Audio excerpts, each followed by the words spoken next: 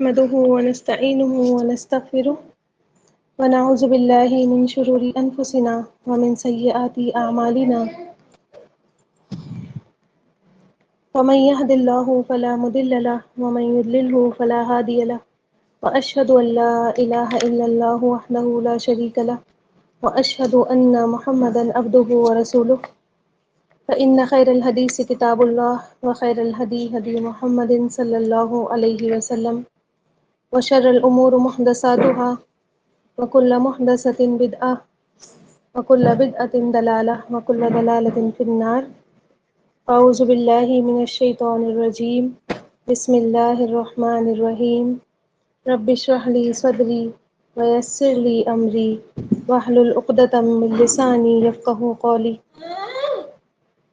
اللهم أرنا الحق حقا وارزقنا اتباعه وأرنا الباطل باطلا وارزقنا اجتنابه يا رب العالمين يا ربي لك الحمد كما ينبغي لجلال وجهك وعظيم سلطانك رب إني لما أنزلت إلي من خير فقير رب إني لما أنزلت إلي من خير فقير رب إني لما أنزلت إلي من خير فقير آمين يا رب العالمين أعوذ بالله السميع العليم من الشيطان الرجيم من همزه ونفخه ونفثه أعوذ بالله السميع العليم من الشيطان الرجيم من همزه ونفخه ونفثه أعوذ بالله السميع العليم من الشيطان الرجيم من همزه ونفخه ونفثه شیطان سے اللہ تعالیٰ کی پناہ مانگ لیا کریے۔ تو ابھی تک جہاں سے ہماری بات سٹارٹ ہوئی ہے وہاں سے ہم دیکھتے ہیں کہ ابھی تک ہم نے کیا پڑھا۔ بات شروع ہوئی تھی ہماری بنی اسرائیل کے ذکر سے۔ اللہ تعالیٰ ان کو یاد کروا رہے تھے اپنی نعمتوں کے بارے میں، اور اللہ تعالیٰ ان سے کہہ رہے تھے کہ تم کیا کرو، ان نعمتوں کو یاد کرو اور تم کیا کرو، مجھ ہی سے ڈرتے رہو۔ پھر اللہ تعالیٰ نے فرمایا کہ اللہ کی آیتوں کو جو ہے وہ تھوڑی قیمت پر مت بیچو، اور جو ہے پہل کافر مت بنو، ہے نا، اور اللہ تعالیٰ کا تقوی اختیار کرو۔ پھر اللہ تعالیٰ نے ان کو سمجھایا کہ حق کو باطل کے ساتھ مت ملاؤ۔ ہاں، یہ ان کو بتایا کہ تم کیا کرتے ہو، تمہارے اندر کیا کمی ہے کہ تم جو ہے وہ دوسروں کو تو نصیحت کرتے ہو اور اپنے آپ کو، اپنی جانوں کو بھول جاتے ہو، تو ایسا بھی مت کرو، ہے نا، کیونکہ تم کیا ہو، کتاب والے ہو، تم علم والے ہو، اور علم والوں کو ایسا نہیں کرنا چاہیے۔ جن کے پاس علم آ جاتا ہے وہ کیا کرتے ہیں، پہلے خود کوشش کرتے ہیں کہ ہم اس پر عمل کریں، پھر دوسروں کو عمل کرواتے ہیں۔ پھر اللہ تعالیٰ نے ان سے فرمایا کہ تم کیا ہے، حق کو باطل کے ساتھ مت ملاؤ اور حق کو مت چھپاؤ، کیونکہ یہ اکثر ہی ایسا کیا کرتے تھے، زیادہ تر ان کا یہی کام تھا کہ حق اور باطل کو ملا دیا کرتے تھے۔ پھر اللہ تعالیٰ نے ان کو حکم دیا کہ تم کیا کرو، تم نماز قائم کرو اور تم زکوٰۃ ادا کرو اور تم رکوع کرنے والوں کے ساتھ شامل ہو جاؤ، یعنی کہ تم بھی کیا ہو، جیسے مسلمانوں کی جماعت ہے اسی جماعت میں تم بھی شریک ہو جاؤ، اور تم جو ہے اللہ تعالیٰ کے حقوق بھی ادا کرو، اور جو بندوں کے اللہ نے تم پر حقوق رکھے ہیں ان کو بھی تم ادا کرو۔ پھر اللہ تعالیٰ نے ان سے فرمایا کہ ان تمام کاموں کو کرنے میں، یعنی کہ حکموں کو ماننے میں اور جو گناہوں سے رکنے میں کیا آتی ہے، پریشانیاں آتی ہیں، اور اس کے بارے میں کیا چاہیے ہوتا ہے، صبر چاہیے ہوتا ہے۔ تو تم کیا کرو اللہ تعالیٰ سے، کیونکہ اللہ ہی مدد کرنے والا ہے ان کمیوں کو دور کرنے میں اور اللہ تعالیٰ کے حکموں کو ماننے میں۔ تو اللہ تعالیٰ نے ان سے فرمایا کہ تم صبر اور صلات کے ذریعے، صبر اور نماز کے ذریعے کیا کرو، اللہ تعالیٰ سے مدد مانگو، اور بے شک یہ تو صرف انہی پر بھاری ہوتی ہے جو خاشعین نہیں ہوتے، یعنی کہ صرف خاشعین کے علاوہ تمام پر یہ دونوں چیزیں، یعنی کہ صبر بھی، نماز بھی، نیکی کے سارے کام جو ہے وہ صرف خاشعین ہی کر سکتے ہیں، باقی تمام لوگوں پر یہ چیزیں بھاری ہوتی ہیں۔ پھر اللہ تعالیٰ نے خاشعین کی صفات بتائیں کہ کیا ہے، ان کے اندر دو صفات خاص طور پر، عقیدہ آخرت کیا ہے ان کا، مضبوط ہے۔ باقی سارے عقیدے مضبوط ہونے کے بعد ان کا جو آخرت کا عقیدہ ہے بہت زیادہ اسٹرانگ ہے، اور یہ آخرت پر جب انسان کا ایمان اسٹرانگ ہوتا ہے تو ہم نے دیکھا کہ تبھی کیا کرتا ہے وہ انسان، عمل اس پر کرتا ہے، جب اس کو پتہ ہوتا ہے کہ آخرت میں اگر میں نے کوئی گناہ کیا اللہ تعالیٰ نے وہاں پر پوچھنا ہے، اگر میں نے یہاں دنیا میں رہ کر کوئی نیکی کی تو وہاں پر مجھے اللہ تعالیٰ کے یہاں اجر ملنا ہے، نمازوں کا، میری زکوٰۃ کا، میرے ہر کام کا کیا ہے، اللہ تعالیٰ حساب کلیکٹ کروا رہا ہے، اور وہاں پر مجھے وہ سارا نامہ عمل دیا جائے گا، ہے نا۔ تو اس کو کیا ہوتا ہے، اللہ تعالیٰ سے ملنے کا پورا پورا یقین ہوتا ہے، اور جو ہے اس کو اس بات کا یقین ہوتا ہے کہ جانا تو لوٹ کر اللہ تعالیٰ کے ہی پاس ہے اور کہیں بھی نہیں جانا ہے۔ تو جب جانا ہی اسی کے پاس ہے، کھڑے ہی اسی کے پاس رہنا ہے، تو پھر اس کے لیے کیا ہو جاتا ہے، یہ سارے کام جو ہم نے پیچھے پڑھے سارے کے سارے آسان ہو جاتے ہیں۔ تو اس طرح سے ان کا آخرت کا عقیدہ بھی مضبوط کروایا جا رہا ہے۔ آپ دیکھیے نا، بنی اسرائیل کا جو آخرت کا عقیدہ آپ پڑھیں گی، ابھی سورہ بقرہ میں ہی پڑھیں گی ان شاء اللہ تعالیٰ، آگے آیتیں آئیں گی تو وہاں پر آپ دیکھیے گا کہ کس قدر انہوں نے، جس طرح آج ہمارا حساب کتاب ہے نا کہ ہم نے اپنا آخرت کا عقیدہ بگاڑ رکھا ہے نا، ہم نے دوسروں کے اوپر تھوپ دیا ہے کہ ہماری آخرت جو ہے یہ سنوار دیں گے، یا ان کے بھروسے کیا ہے ہم بیڑا ہمارا پار لگ جائے گا۔ اسی طرح ان لوگوں کا بھی آخرت کا عقیدہ بگڑا ہوا تھا۔ ابھی آپ پڑھیں گی ان شاء اللہ تعالیٰ کہ کس طرح سے آخرت کے بارے میں ان کا گمان تھا کہ یہ آخرت میں ہمارے ساتھ کیا ہوگا، اچھا ہی ہوگا، ٹھیک ہے۔ تو اس وجہ سے ان کو یہاں پر آخرت کا عقیدہ بھی سدھارنے کی بات کروائی جا رہی ہے کہ دیکھو یہ سارے کام وہی کر سکتا ہے جو اللہ تعالیٰ سے ڈرنے والا، یعنی کہ اللہ تعالیٰ کی طاقت، اللہ تعالیٰ کے اختیار، اللہ تعالیٰ کے اثر سے کیا ہے اس کی فرما برداری پر مجبور ہو جاتا ہے وہ شخص، اور جو ہے پہ کیا ہے اس سے عمل کروا لیا جاتا ہے۔ تو اس طرح سے بن جاؤ تاکہ تم کیا ہو جاؤ، عاجزی تمہارے اندر آ جائے، تم جھک جاؤ، اور جو ہے اور اللہ تعالیٰ کی ملاقات کا تمہیں پورا پکا یقین ہو جائے، اور تمہیں یہ یقین ہو جائے کہ دنیا میں ہی ہمیں نہیں رہنا ہے، یا پھر دنیا سے اگر ہم جاتے بھی ہیں، یعنی کہ ہمارا انتقال ہوتا بھی ہے، تب بھی کیا ہے ہمیں لوٹ کر اللہ کے پاس جانا ہے، اس کے آگے حساب دینا ہے۔ اب یہاں پر دیکھیے یہ آیت ہم پہلے پڑھ چکے ہیں، بس تھوڑا سا اس میں چینج ہے نا۔ یا بنی، کون کرے گا ورڈ ٹو ورڈ؟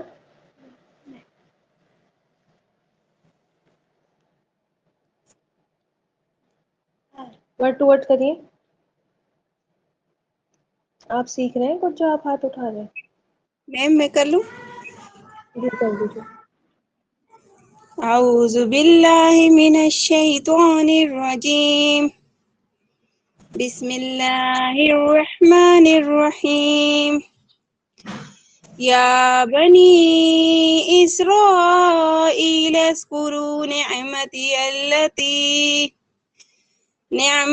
التي انعمت علیکم وانی فضلتکم علی العالمین۔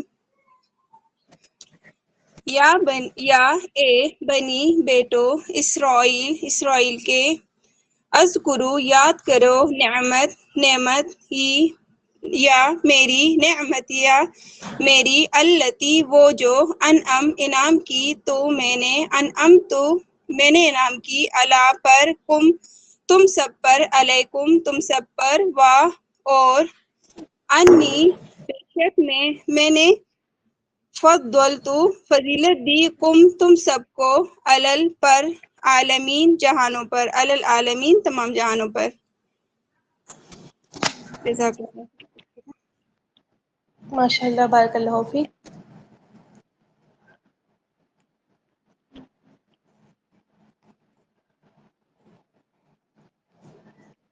جی اب دیکھیں اللہ تعالیٰ نے یہاں پر دوبارہ سے ان کو جو ہے یاد کروایا، دوبارہ سے ان سے اللہ تعالیٰ کہہ رہا ہے، جیسے آپ دیکھیں نا ایک ماں ہوتی ہے نا، ماں کیا کرتی ہے بچوں کو بار بار پیار سے، کبھی ڈانٹ کر، ہے نا، اور کبھی کسی طرح جو ہے بچوں کو سمجھا رہی ہوتی ہے کہ دیکھو میری بات سن لو، دیکھو تم سمجھ جاؤ، دیکھو تمہیں کتنی محنتوں سے پالا ہے نا، تمہارے پیچھے کتنی مشقتیں ہم نے جھیلی ہیں، کتنی پریشانیاں اٹھائی ہیں، تو تم سمجھ جاؤ اب ہماری بات، ہے نا۔ تو اللہ تعالیٰ نے یہاں پر پھر سے اللہ تعالیٰ کی دیکھیے شفقت، اللہ تعالیٰ کی محبت، اللہ تعالیٰ کی مہربانی۔ بنی اسرائیل کی قوم کیا تھی، کتنا زیادہ بگڑ گئی تھی، کتنا زیادہ ان کے اندر بگاڑ آ چکا تھا، پھر بھی آپ دیکھیں اب قوم بھی بدلنے والی تھی، ہے نا۔ قیادت اللہ تعالیٰ دین اسلام کی امامت کسی اور کو دینے والا تھا، اس کے باوجود میں نے سمجھ لیجیے آخر میں بھی کیا ہے، اللہ تعالیٰ ان کو پوری طور پر سمجھانے کی کوشش کر رہا ہے۔ اٹھ کر بیٹھو نا، کیا بات ہے۔ تو پورے طور پر جو ہے اللہ تعالیٰ چاہ رہا ہے کہ پھر سے کیا ہے، کوئی نہ کوئی تو سمجھ ہی جائے۔ آپ دیکھیں اتنی ساری بھیڑ ہوتی ہے، اتنے سارے کلاس میں اسٹوڈنٹ ہوتے ہیں، تو اللہ تعالیٰ وہ ٹیچر کیا چاہتی ہے کہ میری نصیحت سے ایک تو کوئی نہ کوئی سمجھ جائے، ایک کے دل میں تو میری بات اتر جائے۔ تو اب اللہ تعالیٰ پھر سے ان کو جو ہے بتا رہے ہیں کہ دیکھو تم میری نعمتیں یاد کرو، ہے نا، نعمتیں یاد کر کے تم مجھے یاد کرو اور میرا احسان مانو، اور میرا احسان ماننا صرف یہ نہیں ہے کہ تم زبانی جو ہے وہ کلام کرتے رہو کہ اللہ نے یہ بھی دیا، اللہ تعالیٰ نے یہ بھی دیا، یہ بھی دیا، نہیں، بلکہ تم ایمان لے کر آ جاؤ، ٹھیک ہے؟ تو جو حکم تمہیں دیے جا رہے ہیں، تم جو باتیں تمہیں بتائی جا رہی ہیں، جن چیزوں سے تمہیں روکا جا رہا ہے، تم ان پر عمل بھی کر لو، ہے نا؟ ظاہر ہے آپ دیکھیں کہ جس نے بہت سارے احسان کسی پر کیے ہوتے ہیں اور وہ کوئی بات اچھی سمجھا رہا ہوتا ہے، ایک تو ہوتا ہے نا کہ آپ کو غلط بات کہہ رہا ہے تو آپ اس کی بات نہیں مان رہے، کہہ رہے ہیں چلو کیا ہے، احسان کیا ہے تو اس کا مطلب یہ تھوڑی ہے کہ ہم اس کی ہر بات سنیں گے، ہر بات مانیں گے، لیکن ایک انسان جس نے آپ کے اوپر احسان کیے ہیں وہ آپ کو کوئی اچھا مشورہ دیتا ہوتا ہے یا کوئی اچھی بات آپ کو بتا رہا ہوتا ہے تو آپ کیا کرتے ہیں؟ اس کی بات مانتے ہیں، ہے نا؟ تو اللہ تعالیٰ ان کو بہت اچھی جو ہے وہ ایک بات بتا رہا ہے، اور جو اس کی ظاہر ہے وہ احسان کرنے والا ہے تو اس سے ناراضگی مول تو نہیں لی جا سکتی، تو اللہ تعالیٰ بار بار جو ہے احسان جتا جتا کر اس کو ان کو بنی اسرائیل کو یاد کروا رہا ہے کہ اچھا اب یہاں پر ایک چیز دیکھیں، یہ میں نے لاسٹ ٹائم اسکپ کر دی تھی لیکن اسی وجہ سے کی تھی کہ اس وقت بہت ساری باتیں اکٹھی ہو گئی تھی۔ اب یہاں پر جو ہے آپ دیکھیں کہ نعمت، ٹھیک ہے، نعمتی، یا تو اللہ تعالیٰ نے اپنے لیے استعمال کیا ہے، ٹھیک ہے، کہ میری نعمت، اب یہاں پہ تو ایک نعمت کی بات ہو رہی ہے نا، میری نعمت، نعمت تو ایک ہی ہے نا، ٹھیک ہے، اور نعمت کی جمع ہوتی ہے نعم، ٹھیک ہے، نعم ہوتی ہے نعمت کی جمع۔ اب مجھے بتائیے کہ یہاں تو ایک سنگولر ہے، پھر ہم کیوں میری نعمتیں یاد کرو اس طرح سے ہم کیوں کہہ رہے ہیں؟ اور بعد میں التی بھی آیا ہے جو جمع کے لیے ہی آتا ہے، جمع کے لیے آتا ہے، جمع مکسر کے لیے۔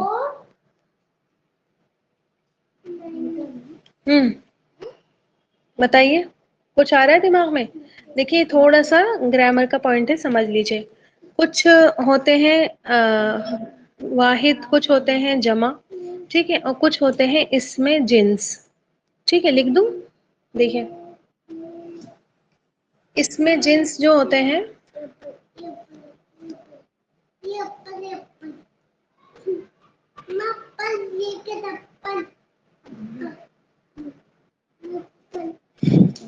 یہ اس میں جنس ہوتے ہیں پلورل، لیکن شو ہو رہا ہوتا ہے ایک، جیسے الناس، ٹھیک ہے، الناس کا کوئی پلورل نہیں ہوتا، ایک ہی شو ہوتا ہے، اس کو اس میں جنس کہتے ہیں، ٹھیک ہے۔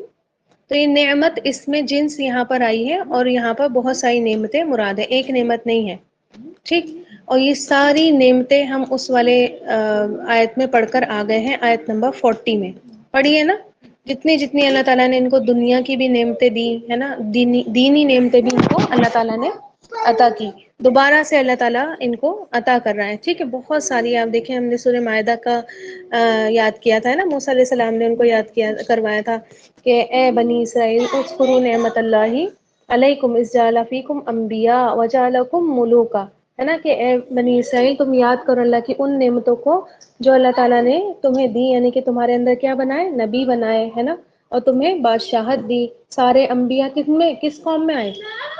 میں نے آپ کو پورا چارٹ سمجھایا تھا جب وہ والی آیت پڑھائی تھی، سارے انبیاء جو ہے اسحاق علیہ السلام کی یعنی کہ بنی اسرائیل کی نسل میں سے آئے، ہے نا، تو اتنے سارے انبیاء تمہارے اندر بھیجے، پھر انبیاء صرف ایسے نہیں ہوتے تھے کہ نبی ہیں، ہے نا، جیسے آپ دیکھیں کہ بہت سارے انبیاء کو آزمائشیں ملی ہیں، ہے نا، بہت زیادہ تنگی کے حالات گزرے ہیں ان کے اوپر، لیکن وہ انبیاء بھی کیسے ہوا کرتے تھے؟ ان میں سے کچھ انبیاء تو ایسے تھے کہ جو بادشاہ تھے اور ایسی بادشاہت کے حقدار تھے کہ جیسی بادشاہت کسی کو نہیں ملی، ہے نا، داؤد اور سلیمان علیہ السلام کی بادشاہت۔ پھر اللہ تعالیٰ فرماتے ہیں کہ وَآتَاكُم مَا لَمْ يُؤْتَ أَحَدًا مِّنَ الْعَالَمِينَ، کہ تمہیں وہ عطا کیا جو جہان والوں میں سے کسی کو بھی نہیں دیا، ہے نا، من اور سلوہ، ٹھیک ہے۔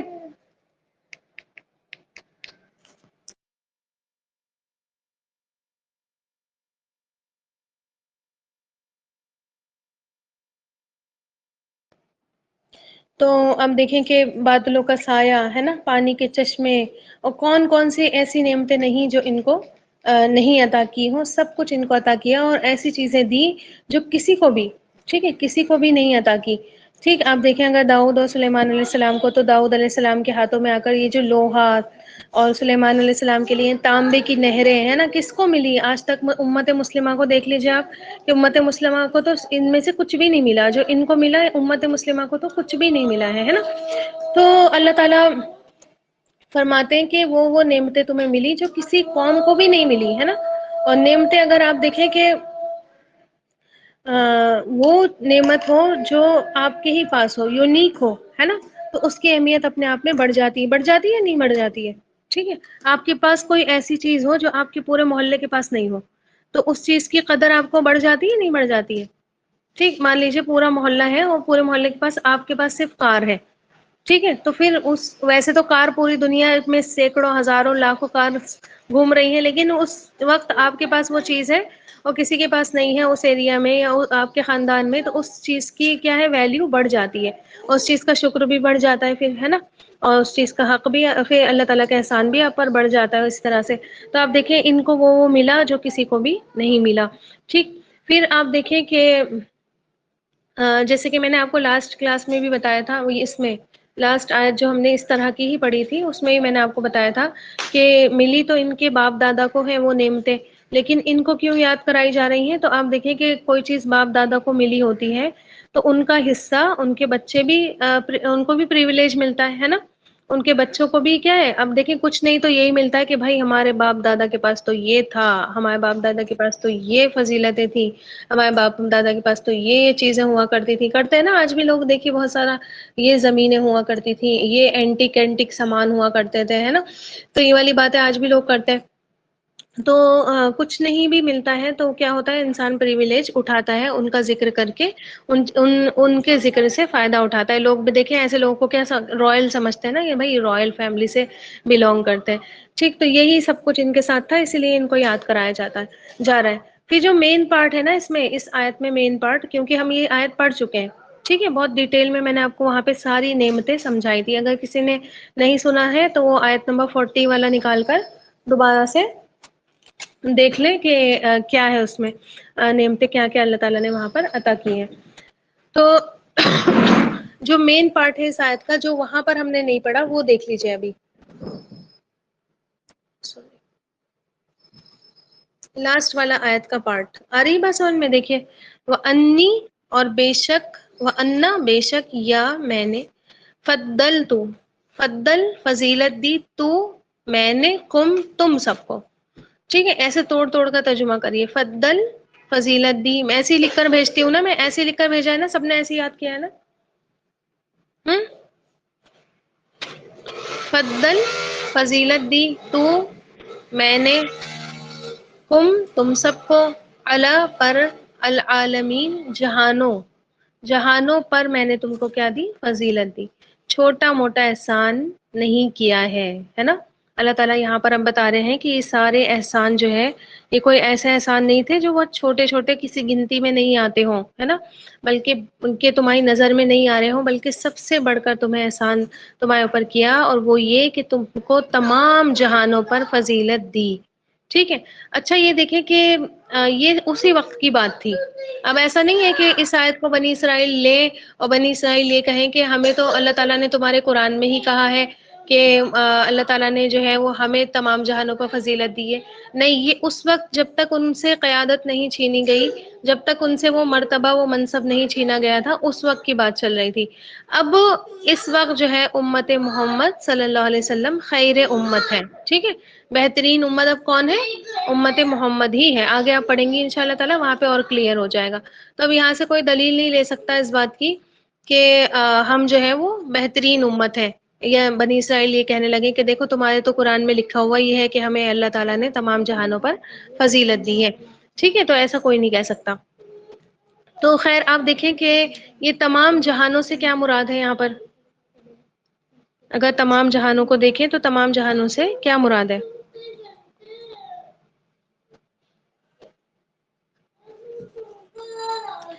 دیکھیے، جیسے ہم اپنی لینگویج میں بھی بولتے ہیں نا کہ سارے جہاں کی مصیبت میرے سر پر آ پڑی، ہے نا، یا ہم اپنی بات میں کہتے ہیں اوف پوری دنیا کا کام ہی تم لے کر بیٹھ گئی. ٹھیک ہے، تو اس کا مطلب یہ تھوڑی ہوتا ہے کہ سارے جہان کی مطلب جتنی مصیبتیں ہیں سچی میں آ گئی ہیں آپ کے پاس لٹرلی، یا پوری دنیا کا کام ہی آپ کے اوپر لٹرلی آ گیا، بلکہ ایک محاورتاً بولا جاتا ہے. ٹھیک ہے، تو یہاں سے مراد یعنی کہ عالمین سے یہاں پہ مراد اس وقت اس دور میں جتنی قومیں رہی تھی، ٹھیک ہے، ان تمام پر ان کو فضیلت ملی ہوئی تھی، یعنی کہ کوئی کیا تھا، کوئی بت پرست تھا، ہے نا، کوئی بتوں کی پوجا کیا کرتا تھا. یہ پوائنٹ بہت مین ہے، اس چیز کو نا بہت اچھے سے نوٹ کریے گا. ٹھیک ہے، تفسیر کا بہت مین پوائنٹ ہے. تو اب دیکھیں کہ کوئی بت پرست تھا، کوئی آگ کی پوجا کرتا تھا، کوئی سورج کو پوجتا تھا، ہے نا. جیسے فرعون کے آپ دیکھیں، فرعون کی اگر زمانے کی بات کی جائے، اگر فرعون کے بنی اسرائیل کی بات کی جائے، اس وقت بنی اسرائیل کیا تھے، توحید پرست تھے. اور فرعون کی قوم جو تھی وہ فرعون کی بھی پوجا کرتی تھی اور سورج دیوتا کی پوجا کرتی تھی، ہے نا. پھر کوئی آگ کو پوجا کرتا تھا، کوئی ستاروں کی پرستش کرتا تھا، کوئی کسی کو کوئی کسی کو. تو کوئی اتھیسٹ تھا. جیسے آج بھی آپ دیکھیں کہ مسلمان کیا ہے، فضیلت والی قوم ہے، ان کو تمام قوموں پر فضیلت ہے. کیوں، کس بیس پر ہے؟ کیونکہ ہر کوئی کہیں نہ کہیں غلط کر رہا ہے. اگر اہل کتاب ہے، کرسچن اور یہودی ہے، تو انہوں نے کسی اور کو اپنا معبود بنا رکھا ہے. اگر وہ ہندو ہے تو ان کے تو آپ دیکھیں لاکھوں کروڑوں دیوی دیوتا ہے. کوئی کسی کو نہیں مان رہا تو وہ اتھیسٹ ہے، تو وہ سرے سے اللہ تعالیٰ کا انکار ہی کر بیٹھتا ہے. ٹھیک ہے، تو اسی طرح آپ سمجھ لیں کہ بنی اسرائیل جو تھے یہ بھی اس وقت کے توحید پرست تھے. ٹھیک ہے، توحید کے علم بردار تھے. اللہ تعالیٰ نے ان کو توحید کا جو ہے پیغام ہدایت ان کو ان کے لیے اس قوم کو چوز کیا تھا. تو ہو گئی نا فضیلت. ٹھیک ہے، ایک طرف وہ لوگ ہیں، ایک طرف پوری بھیڑ ہے جو کہ اللہ تعالیٰ کو مانتی ہی نہیں ہے نا، یا مانتی ہے تو کہیں نہ کہیں کیا ہے، کسی اور کو وہ شریک کر لیتی ہے. اور ایک طرف خالص توحید لے کر ایک قوم اٹھتی ہے. تو ان میں اور ان میں فرق ہوتا ہے یا نہیں ہوتا؟ ٹھیک ہے، تو یہ تو اللہ تعالیٰ بھی کہتے ہیں کہ خبیث اور طیب برابر نہیں ہو سکتے. ٹھیک ہے، اور خبیث کون ہوتے ہیں؟ یہی مشرک ہوتے ہیں، جو شرک کرنے والے. جتنی بھی قومیں شرک کرتی ہیں تمام کے تمام اللہ تعالیٰ نے فرمایا انما المشرکون نجس. ٹھیک ہے، تمام مشرک کیا ہے؟ گندگی ہے نا، خباثت ہے. اور شرک کی گندگی مطلب اس مطلب نہیں ہے کہ وہ گندے رہتے ہیں، وہ نہاتے نہیں ہیں اور وہ جو ہے وہ اپنی ہائیجین کا خیال نہیں رکھتے. نہیں، ایسی بات نہیں ہے، بلکہ ان کے دل گندے ہیں. ٹھیک ہے، صاف دل میں کون ہونا چاہیے؟ صرف اور صرف اللہ کی محبت ہونی چاہیے، اور وہ دل جو ہے صرف اور صرف اللہ تعالیٰ کے حکم پر جھکنا چاہیے. ٹھیک ہے، اور وہاں پر گندگی کیا آ جاتی ہے؟ گندگی مطلب کہ وہاں پر شرک کی گندگی. ٹھیک ہے، تو اللہ تعالیٰ نے یہ چیز فرمائی بھی ہے. تو ایک طرف سمجھ لیجیے صاف ستھری چیز اور ایک طرف گندی چیز. ٹھیک ہے، ساری چیزیں ہی گندی اور اس میں بہت تھوڑے سے صاف لوگ. اس طریقے سے سمجھ لیجیے کہ اللہ تعالیٰ نے ان کو تمام قوموں پر یہ فضیلت بخش رکھی تھی. اچھا، آپ دیکھیں کہ اگزامپل کے طور پر اگر جیسے ہم اگزامپل لیں، کوئی پریزیڈنٹ ہے، ٹھیک ہے، اور وہ کہے کہ میں تمہیں اپنا ایمبیسڈر بناتا ہوں، اپنا سفیر بناتا ہوں. ٹھیک ہے، تم دوسری کنٹری میں جاؤ اور تم ہمیں وہاں پر ریپرزینٹ کرو گے. ٹھیک ہے، مطلب ایک کنٹری کے ریپرزینٹیٹیو بن کر، ایک کنٹری کے ایمبیسڈر بن کر آپ وہاں پر جاتے ہیں. تو یہ بتائیے کیا یہ چھوٹا موٹا احسان ہے کسی کے اوپر؟ ایک یہ چھوٹے موٹے آنر کی بات ہے؟ کتنے ہزاروں کروڑوں کی جنتا میں سے اس پریزیڈنٹ نے ایک بندے کو چنا، ہے نا. تو یہ چھوٹے موٹے آنر کی تو بات نہیں ہے، تو ایک بہت بڑا آنر ہے جو کسی کو دیا جا سکتا ہے. ٹھیک، اور پھر آپ دیکھیں ایک تو ہوتا ہے کسی کنٹری کا ایمبیسڈر ہونا، ہے نا، اور ایک ہوتا ہے اللہ تعالیٰ کا ایمبیسڈر ہونا، ہے نا. اللہ تعالیٰ کو، اللہ کے دین کو ریپرزینٹ کرنے والے. ٹھیک ہے، تو یہ تو آپ دیکھیں کہ دنیا میں شاید جتنے اعزاز دیے جاتے ہوں، جتنے آنرز دیے جاتے ہوں، ان سب سے بڑھ کر بڑا اعزاز ہے جس کا کوئی بھی کمپیریزن نہیں ہے. ہم کر سکتے ہیں اس بات کا کمپیریزن؟ نہیں، کسی چیز سے بھی آپ نہیں کر سکتے. کسی بھی آنر سے، کسی بھی مرتبے سے، کسی بھی رتبے سے اس چیز کا کمپیریزن آپ نہیں کر سکتے کہ کوئی عہدہ اللہ تعالیٰ نے اپنے دین کا کسی کو دے رکھا ہو. ٹھیک ہے، تو یہ بہت بڑے اعزاز کی ان کے لیے بات تھی. پھر یہ ایک آپ دیکھیں کہ اس طرح سے یونیورسل ایک رول بھی ہے جو اللہ تعالیٰ نے سبھی کو بتایا ہے. ٹھیک ہے، اور جن کا ڈر ان کو بھی تھا، اس لیے کہ وہ اپنے دین کی جو ہے آپ دیکھیں گی آج بھی وہ تبلیغ نہیں کرتے. ٹھیک ہے، دین کی ایجوکیشن وہ نہیں دیتے ہیں نا. اگر یہی سوچتے ہیں وہ، ان کو ڈر ہے کہ اگر ساروں کو ہی علم آ گیا تو ہم سے پوچھنے پھر کون آئے گا. دیکھا آپ لوگوں نے کہیں پر کہ جیوز کی کوئی آرگنائزیشن ہے اور تبلیغی جماعت ہے جیوز کی جو یہاں وہاں تبلیغ کر رہی ہے، یہاں وہاں اپنا دین پھیلا رہی ہے. کرسچن میں آپ دیکھیں گی کہ بہت زیادہ مسلمانوں سے بھی زیادہ کام ہوتے ہیں کرسچنس میں. ٹھیک ہے، تو کئی سارے آپ جگہ پر دیکھ لیں گی کہ وہ ابھی تو میں نے اس پہ فیس بک پر بھی دیکھا کہ جیسے ہماری کلاسز ہوتی ہیں نا قرآن کی، تو میں نے فیس بک پر دیکھا کہ بائبل کی بھی کلاسز ہوتی ہیں، مطلب سکھائی جاتی ہے وہاں پر وہ بائبل، ٹھیک ہے، تو ان کی کلاسز بھی ہوتی ہیں، وہ دین اپنا پھیلاتے بھی ہیں، ان کے مشنری آرگنائزیشنز بھی ہیں، ہے نا، اسکولس بھی ہیں ان کے جہاں پر وہ اپنا دین کیا ہے پورے طریقے سے پروپیگیٹ کرتے ہیں۔ اللہ تعالیٰ ہماری نسلوں کو محفوظ رکھے، ہماری نسلوں کو بس سینٹ پال، سینٹ میریز، سینٹ ماریا، ہے نا، اس طریقے کے اسکول ہی اچھے لگتے ہیں، اور مطلب بڑی تعریف کر کر کے اپنے بچوں کا وہاں ایڈمیشن کرا کر آتے ہیں کہ ہمارے بچے تو وہاں پر بہت اچھا پڑھائی ہے، بہت اچھی لکھائی ہے۔ اور آپ کو پتہ ہے وہاں پر مطلب سمجھ لیجیے یہ میری اپنی ایک میری دوست ہے، میری فرینڈ ہے، انہوں نے وہاں پر جاب کی تھی اسکول میں، انہوں نے مجھے آ کر بتایا تھا کہ 3 ٹائم دن میں 3 ٹائم سمجھ لیجیے، جس ٹائم پریئر ہوتی ہے صبح میں، لنچ ٹائم میں، اور لنچ ٹائم کے بعد جس ٹائم چھٹی ہوتی اس ٹائم میں ہاتھ جوڑ کر جو ہے وہ thank you God, thank you mother میری، اس طریقے سے جو ہے پریئر کرائی جاتی ہے۔ اب مجھے یہ بتائیے کہ آپ کا بچہ مشرک بنا یا مسلمان ہی رہا؟ ہوں، مشرک بن گیا نا؟ ہوں، جی، سینٹ میریز جیسے اسکول، سینٹ پالس جیسے اسکول، ٹھیک ہے، جیمس واٹ، یہ جتنے بھی اسکول مشنری ہیں ان تمام میں آپ دیکھیں گی کہ فیس ہوتی ہے بہت کم، بس انسان سوچتا ہے ارے اچھا اتنی اچھی ایجوکیشن اور فیس اتنی کم، اور ایجوکیشن ہوتی ہے بالکل ہائی فائی کہ مطلب آپ کسی کی ٹکر کا وہ اسکول ہوگا ہی نہیں، کوئی اس کی ٹکر لے ہی نہیں سکتا، ٹھیک ہے، لیکن آپ دیکھیں کہ ساری باتیں وہاں پر دین کے اگینسٹ جا رہی ہوتی ہیں، اور ہم کتنے مزے سے جا کر اپنے بچوں کا وہاں پر ایڈمیشن کرا دیتے ہیں، اور بڑے فخر محسوس کرتے ہیں کہ بھائی ہم تو وہاں سے فارغ ہیں، ہے نا، ہم تو وہاں سے ہمارے بچے اس مشنری اسکول سے فارغ ہیں، اس چیز کو بڑا فخر کے ساتھ جتایا جاتا ہے، نہ وہاں پر جا کر دیکھا جاتا ہے کہ کیا چل رہا ہے کیا نہیں چل رہا، آپ کے بچوں کے ساتھ کیا وہاں پر شرک ان سے کروایا جاتا ہے، کچھ بھی نہیں دیکھا جاتا، بس آنکھیں بند کرو اور کروا دو ایڈمیشن، ٹھیک ہے۔ تو میں آپ کو صرف یہ بتا رہی تھی کہ جس طرح سے کرسچن اپنے دین کی تبلیغ کرتے ہیں، کرسچن اپنے دین کو جو ہے وہ کرتے ہیں، کنوے کرتے ہیں، اس طرح سے یہودی نہیں کرتے ہیں، ٹھیک ہے، ان کے مطابق صرف یہودی وہ ہوتا ہے جو اپنی ماں کے پیٹ سے یہودی ہوتا ہے، ٹھیک ہے، کنورژن کا کوئی سسٹم ان کے یہاں نہیں ہے۔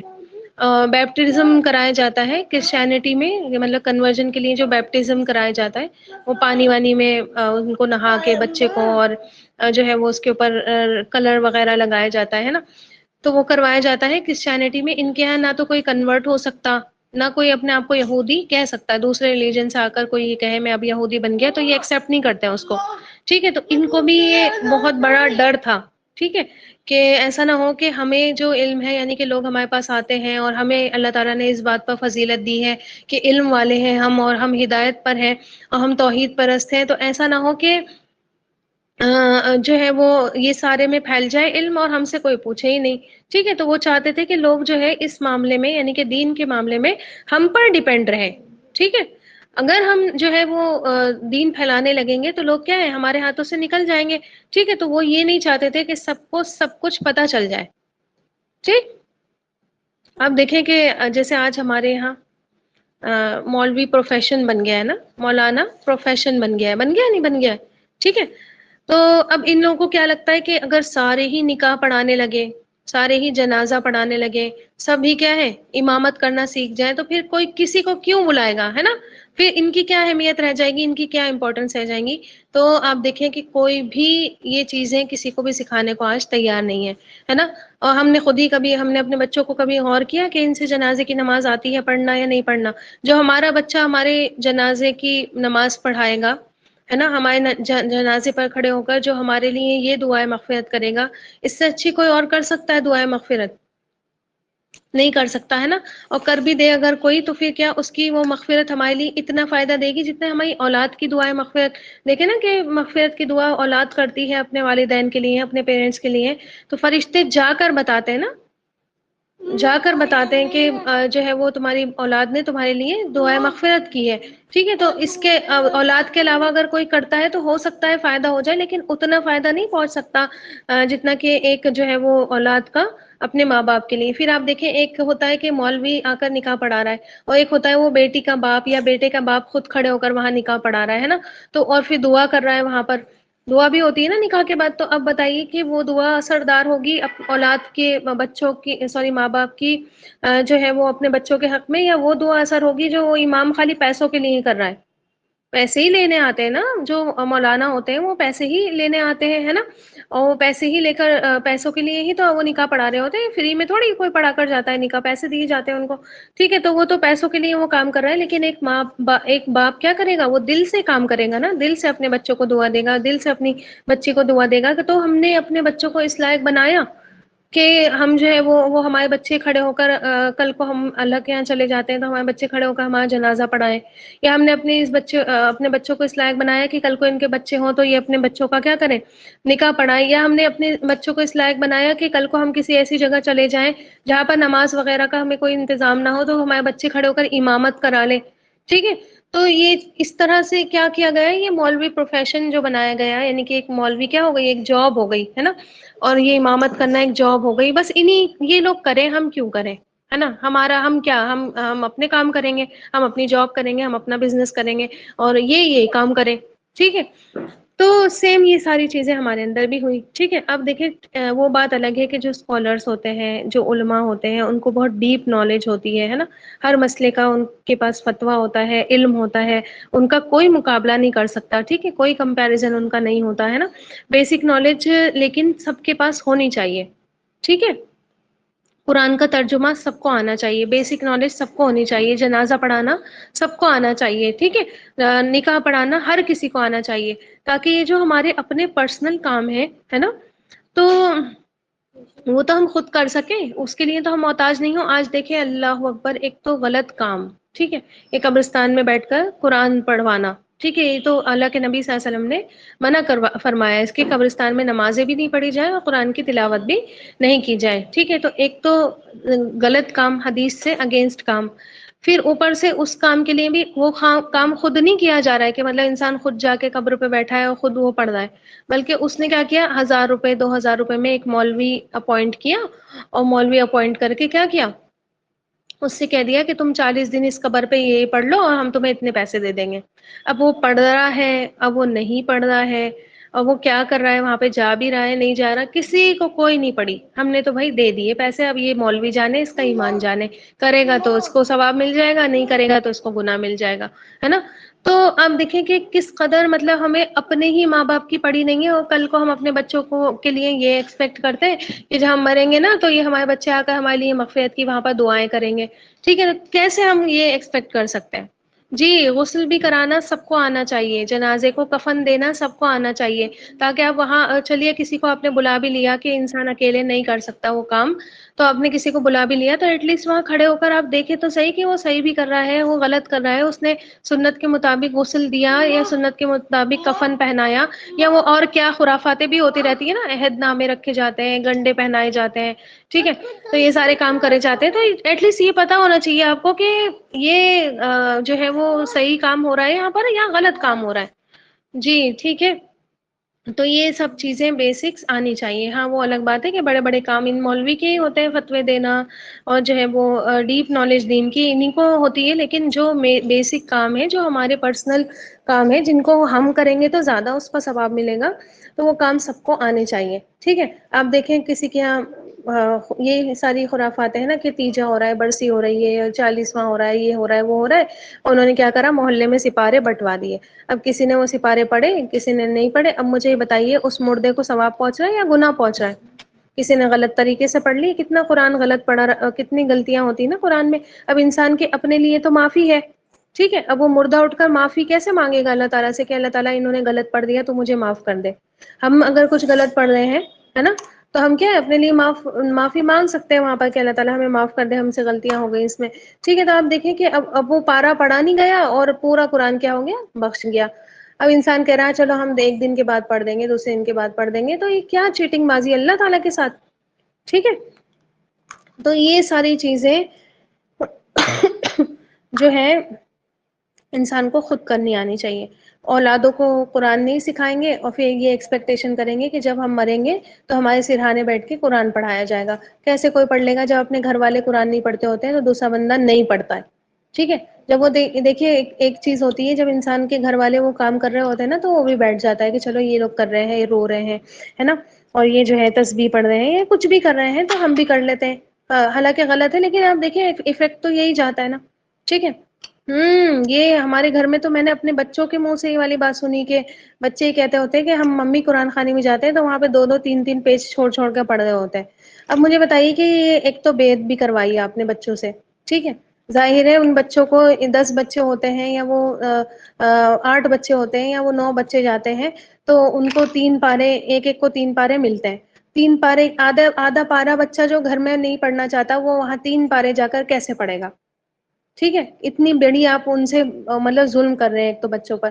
پھر وہ بچے چلیے پڑھ رہے ہیں تو وہ پلٹ کر انہوں نے جو جیسا آیا، مت سمجھیے کہ پورا قرآن جنہوں نے نہیں پڑھا ہے ان کو بھی لے کر جا کر بٹھا دیتے ہیں مدرسے والے کہ چلو پڑھو، ہے نا، چاہے تم سے 2 پارے آتے ہوں جا کر وہ 2 پارے ہی پڑھ لو. اب وہ بچہ آپ سمجھ لیں کہ جو شروعات ہی ابھی جس نے کی ہے نا، اور قرآن پڑھنے کی اس نے 2 ہی پارے پڑھے ہیں تو اس کا کیا پکا ہوگا؟ وہ قرآن کچھ بھی پکا نہیں ہوگا، کتنی ساری تو اس میں مسٹیکس ہوں گی. ٹھیک ہے، اور اتنی جلدی جلدی پڑھ کر وہ آ جاتے ہیں. ایسی وہ بیج والا جو ختم ہوتا ہے نا، تو اس میں بھی بچوں نے یہی بتایا مجھے کہ ہم جو ہے وہ پوری مٹھی، اور بچوں نے کیا بتایا، ہم بھی کہیں پر بچپن میں چلے جایا کرتے تو ہم بھی یہی کرتے تھے. یہ پورے اللہ تعالیٰ معاف فرماتے، اللہ تعالیٰ بخشتے. تو اب دیکھیں کہ پوری مٹھیاں بھری، بیج اٹھائے اور ادھر کر دیے، بیج اٹھائے اور ادھر کر دیے، جلدی جلدی بس پڑھا. 1 لاکھ بتائیے، 1 لاکھ 1.25 لاکھ انسان کہاں تک پڑھے گا؟ اور چھوٹا بچہ تو ویسے ہی اوب جاتا ہے نا، بڑے ہی نہیں پڑھ پاتے. ٹھیک ہے، تو خیر یہ ساری چیزیں انسان کو خود آنی چاہیے. جو انسان خود پڑھتا ہے اس کی تاثیر الگ ہوتی ہے. جو آپ اپنے ماں باپ کے لیے پڑھیں گی، پورے دل سے پڑھیں گی نا، آپ نہیں چاہیں گی کہ میرے ماں باپ کو میری کسی غلطی کا گناہ پہنچے، ہے نا، آپ تو یہی چاہیں گی کہ میرے ماں باپ کو میری ہر عمل کا ثواب پہنچ جائے. اور آپ نام نہیں بھی لیں، حدیث میں آتا ہے آپ نام نہیں بھی لیں گی تب بھی آپ کو، آپ کے ماں باپ کو وہ ثواب پہنچ جائے گا. ٹھیک ہے، آپ اگر یہ نہیں بھی کہیں گی کہ اللہ تعالیٰ اس قرآن کا ثواب میرے ماں باپ کو دے دے، وہ آٹومیٹیکلی آپ کے ماں باپ کو پہنچ جائے گا، کیونکہ آپ کے ماں باپ نے آپ کے اوپر وہ آپ کو سکھانے میں محنت کی. اگر نہیں بھی کی نا سکھانے میں، مان لیجیے کسی کے ماں باپ نے کچھ نہیں کیا اس کو سکھانے میں، لیکن ان کا پیدا کرنا ہی کیا ہے آپ پر بہت بڑا احسان ہے. اگر وہ آپ کو پیدا نہیں کرتے تب بھی کیا ہے آپ کیسے پڑھ پاتی؟ نہیں پڑھ پاتی، ہے نا. تو ان کا پیدا ہی کرنا آپ کے اوپر کیا ہے بہت بڑا احسان ہے. تو وہ تب بھی آٹومیٹیکلی ماں باپ کو اس کی اولاد کے نیک عمل کا ثواب پہنچ جاتا ہے. ٹھیک ہے، نام لے یا نہیں لے. باقی یہ ساری جو چیزیں ہوتی ہیں کہ اس سے پڑھوا لو، اس سے پڑھوا لو، میرا یہ ماننا ہے کہ جو چیز ہم اپنے لیے پڑھ لیتے ہیں یا اپنے ماں باپ کے لیے پڑھ لیتے ہیں، جو دعائیں ہم اپنے لیے مانگ لیتے ہیں یا اپنے ماں باپ کے لیے مانگ لیتے ہیں، اس سے بہترین کوئی اور نہیں کر سکتا. اور نہ ہی مطلب یہ کسی سے ہم فورس کروا سکتے ہیں اس چیز کو کہ وہ دل سے پڑھے، کوئی کسی سے بھی ہم نہیں کروا سکتے. ٹھیک ہے، ہاں تو خیر میں آپ کو یہ بتا رہی تھی کہ خود سے جو انسان کرتا ہے کام، اس کی تاثیر الگ ہوتی ہے نا. تو ان لوگوں کے اندر کیا تھا، اور جیسے کہ ہمارے اندر بھی اب یہ بات آ چکی ہے کہ بھائی اور کسی کے پاس کیا ہے دین نہیں پہنچ جائے. ٹھیک ہے، صرف اور صرف ہم جو ہے یہ کام کریں. تو اب دیکھیں کہ اللہ تعالیٰ نے ایک یونیورسل رول یہاں پر سمجھا دیا کہ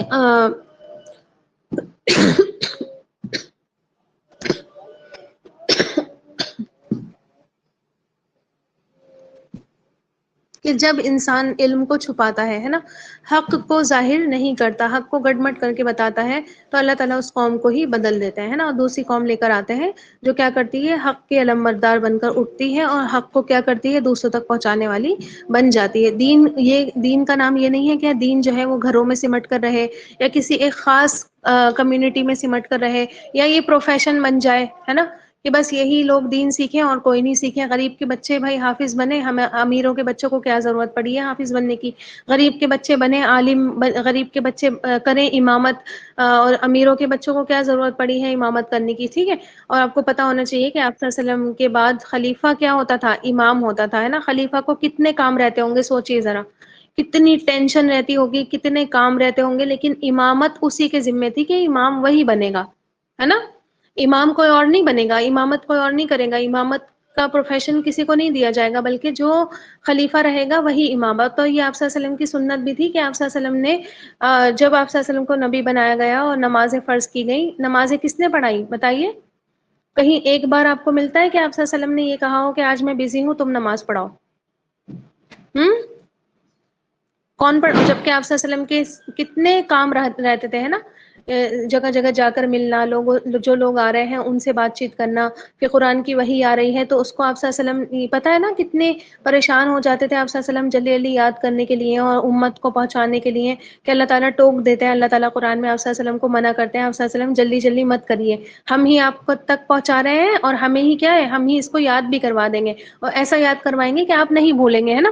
تو اللہ تعالیٰ ٹوک دیتے ہیں، نہیں کتنی فکر مند آپ صلی اللہ علیہ وسلم ہوتے تھے، پھر بھی امامت جو ہے وہ آپ صلی اللہ علیہ وسلم کرتے تھے، ٹھیک ہے۔ آپ صلی اللہ علیہ وسلم کو ہی یہ چیز جو تھی آپ صلی اللہ علیہ وسلم کو ہی ذمہ داری دی گئی تھی کہ آپ ہی کریں گے، بس خالی 17 نمازیں آپ صلی اللہ علیہ وسلم کی زندگی میں حضرت ابو بکر نے پڑھائی تھی، وہ بھی اس وقت جب آپ صلی اللہ علیہ وسلم بہت زیادہ بیمار ہو گئے تھے اور آپ صلی اللہ علیہ وسلم کی وفات کا وقت قریب آ گیا تھا، ٹھیک ہے۔ تو وہ نمازیں حضرت ابو بکر نے آپ صلی اللہ علیہ وسلم کے کہنے پر پڑھائی تھی، باقی تمام زندگی آپ صلی اللہ علیہ وسلم نے خود نماز پڑھوائی، کہ جو بھی خلیفہ بنتا تھا، حضرت عمر خلیفہ بنے، حضرت ابو بکر بنے، حضرت عثمان، حضرت علی، جتنے بھی خلیفہ گزرے سب نے ہی کیا کری، خود نمازیں پڑھائی، ٹھیک ہے۔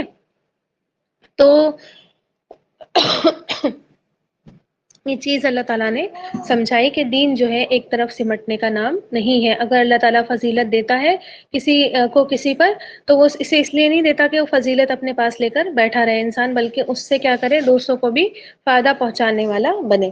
اچھا پھر آپ دیکھیں کہ قرآن مجید سے ہمیں یہ بھی اصول ملتا ہے کہ اسلاف پر یعنی پیچھے لوگوں پر جو نعمتیں کی جاتی ہیں ان کو بھی یاد کروایا جاتا ہے نا۔ کیوں یاد کروایا جاتا ہے؟ تاکہ انسان آپ دیکھیں کہ اس سے عبرت لے، جیسے آپ آگے پڑھیں گی کہ انہوں نے بچڑا بنایا تھا، ٹھیک ہے، انہوں نے بچڑے کو معبود بنا لیا تھا، ایک بچڑا بنا لیا تھا انہوں نے، اس کو انہوں نے معبود بنا لیا تھا، تو وہاں پر لوگوں کی اللہ تعالیٰ نے کیا کی، توبہ قبول کی، اور اگر اللہ تعالیٰ توبہ نہیں قبول کرتے تو کیا ہوتا، سارے کے سارے اسی وقت مارے جاتے ہے نا، قتل کر دیے جاتے، اور ان میں سے آج کوئی دنیا میں نہیں ہوتا۔ وہ پورا واقعہ آئے گا تو آپ کو وہاں پر پھر انٹینسٹی کا پتہ چلے گا کہ وہ کتنی انٹینس سچویشن تھی، اللہ تعالیٰ نے ایک دوسرے کو مارنے کا حکم دے دیا تھا کہ اپنے آپ کو قتل کر دو، ایک دوسرے کو قتل کر دو۔ اب سمجھ لیجئے ایک دوسرے کو قتل کر دیتے اور سمجھ لیجئے پوری تاریکی اللہ تعالیٰ نے کر دی تھی، پوری دنیا میں اندھیرا چھا گیا تھا، اور اللہ تعالیٰ نے کہا تھا اب جس کے ہاتھ میں جو آئے اس کو قتل کر دے وہ، ٹھیک ہے۔ تو اس طرح سے آپ سوچیں کہ اگر یہ لوگ توبہ نہیں کرتے اس وقت، اور کئی سارے لوگ قتل بھی ہوئے تھے، اور اگر یہ لوگ توبہ نہیں کرتے تو پھر آج کوئی بھی ان میں سے بنی اسرائیل میں سے دنیا میں تو ہوتا ہی نہیں، ہے نا۔ اسی طرح آپ دیکھیں کہ ان کو اللہ تعالیٰ نے، آپ پڑھیں گے کہ موت دے دی تھی، ہے نا، سب کے سب مر گئے تھے، اس کے بعد اللہ تعالیٰ نے ان کو زندہ کیا، اگر زندہ نہیں ہوتے تو آج کہاں ہوتے، ہے نا، اگر ان کے باپ دادا کے ساتھ ہی تو یہ سب چیزیں ہوئی نا، اگر یہ باپ دادا زندہ نہیں ہوتے تو یہ بھی آج کہاں ہوتے ہیں، جو قرآن کی آیتیں سن رہے ہیں اور یہ نبی کریم صلی اللہ علیہ وسلم کو جھٹلانے میں لگے ہوئے ہیں اور یہ بات مان کر نہیں دے رہے ہیں، تو اگر یہ زندہ ہی نہیں ہوتے جس وقت ان کے باپ دادا کو اللہ تعالیٰ نے مار دیا تھا اور پھر اللہ تعالیٰ ان کو زندہ نہیں کرتا تو یہ بھی آج کہاں ہوتے، ہے نا۔ اگر یہ ایک دوسرے کو قتل کر دیتے تو یہ دنیا میں نہیں موجود ہوتے، ٹھیک ہے۔ تو پھر آپ دیکھیں کہ یہ فضیلت سے یہاں پر مراد کیا ہے، یہ بھی بہت ضروری ہے۔ ایک تو فضیلت یہی ہوئی کہ اللہ تعالیٰ نے ان کو ایز اے قوم چنا، اور فضیلت کیا ہوئی،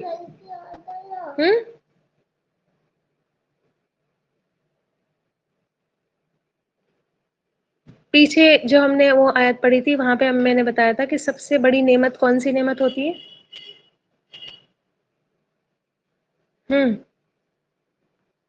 ہر نعمت سے بڑی نعمت کون سی نعمت ہوتی ہے، پیچھے پڑھ کر آئے ہیں نا، جی ہدایت، بارک اللہ فیک، ہدایت کی نعمت سب سے بڑی نعمت ہوتی ہے جو ان کو سپرد کی گئی، اور صرف ان کو ہدایت نہیں دی گئی بلکہ ان کو ذمہ داری دی گئی، مینار ہدایت ان کو بنایا گیا کہ ساری دنیا ان کو دیکھ کر کیا کرے گی، اب ایمان لے کر آئے گی، ہے نا۔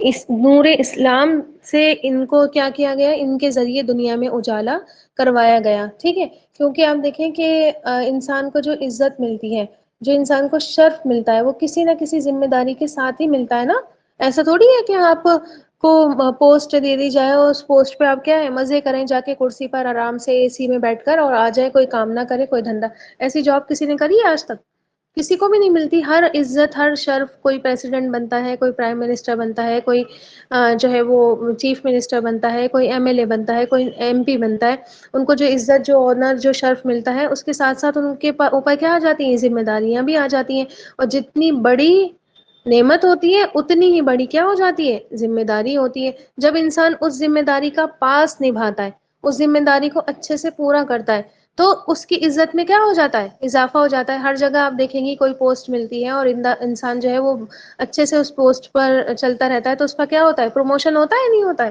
ہر جگہ پہ، ہر ورک پلیس پر پروموشن ہوتا ہے نا.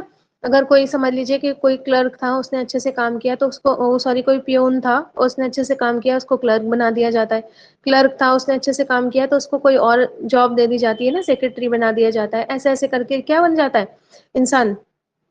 مینیجر بن جاتا ہے، پھر سی ای او بن جاتا ہے، پھر مینیجنگ ڈائریکٹر بن جاتا ہے، پھر بہت ساری پوسٹ اس کو پروموشنس ملتی رہتی ہیں جیسے جیسے وہ اپنی ذمہ داری اچھے سے نبھاتا ہے. اور کچھ لوگ ایسے ہوتے ہیں جو بہت مطلب بس سمجھ لیجیے ایک جاب کی حد تک کام کرتے ہیں، وہ جہاں ہوتے ہیں وہیں کے وہیں اٹکے رہتے ہیں. اور کچھ لوگ ایسے ہوتے ہیں جن کا ڈیموشن بھی ہو جاتا ہے نا، اچھا کام نہیں کرتے ہیں تو ان کی سیلری بھی کم کر دی جاتی ہے، ان کی پوسٹ بھی کیا ہو جاتی ہے؟ گھٹا دی جاتی ہے، ایک لیول ان کو نیچے اتار دیا جاتا ہے.